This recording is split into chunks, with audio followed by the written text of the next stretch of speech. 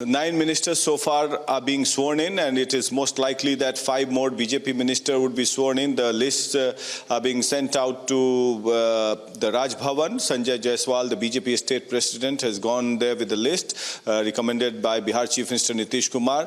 The 9 names which is clear as of now, Vijendra Yadav is one of them.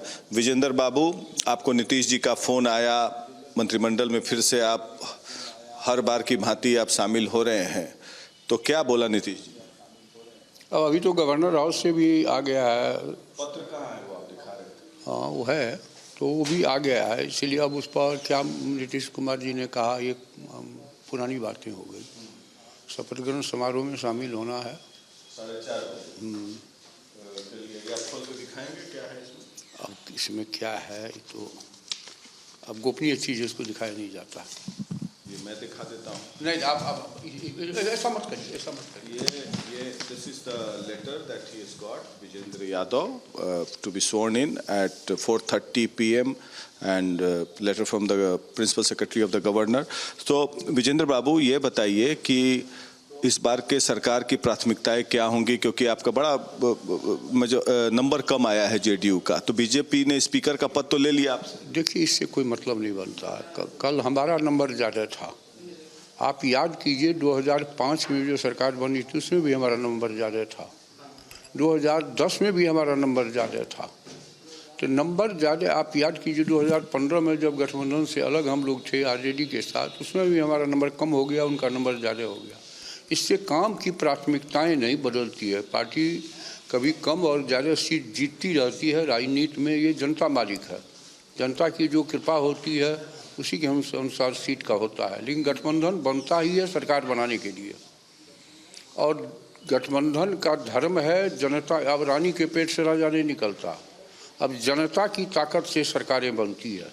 तो जनता की सेवा करना ईमानदारी पूर्वक, उनके हितों के लिए, उसके विकास के लिए, राज्य की समृद्धि के लिए, ये प्राथमिकताएं हैं और ये रहेगी और कंटिन्यूस हम लोग आप लोगों ने स्पीकर का पद भाजपा को दे दिया, क्योंकि 2005 से मैं देख रहा हूं कि लगातार स्पीकर जेडीयू के होते थे, तो बीजेपी ने दबाव की राजनीति अपनाई, 2 उप मुख्यमंत्री स्पीकर सब ले लिया। नहीं, देखिए स्पीकर का पद संवैधानिक पद है। आप याद कीजिए किसी ज़माने में कांग्रेस को स्पीकर का पद सदानंद सिंह को दिया गया था, संख्या उसकी कम थी। इससे मतलब नहीं है, मतलब है कि पुराने और जानकार लोगों को पद दिए जाते हैं और अनुभवी लोगों को मंत्रिमंडल में भी रखा जाता है ताकि सरकार को भी मजबूती मिले। नए लोग जीत के आए हैं, तो विजय चौधरी चूँकि अनुभवी लोग हैं, उनकी ज़रूरत थी सरकार में, इसीलिए उनको रखा गया।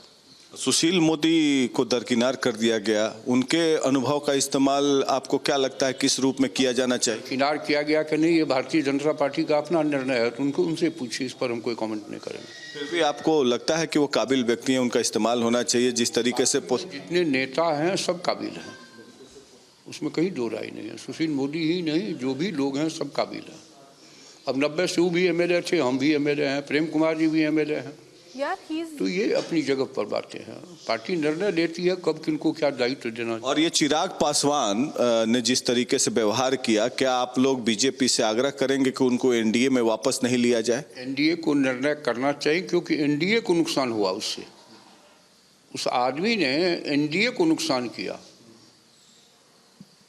निश्चित तौर से एनडीए को सोचना चाहिए उस पर। उनका समर्थन को वापस कर देना चाहिए, उन्होंने समर्थन दे रखा है, 6 एमपी के पार्टी है।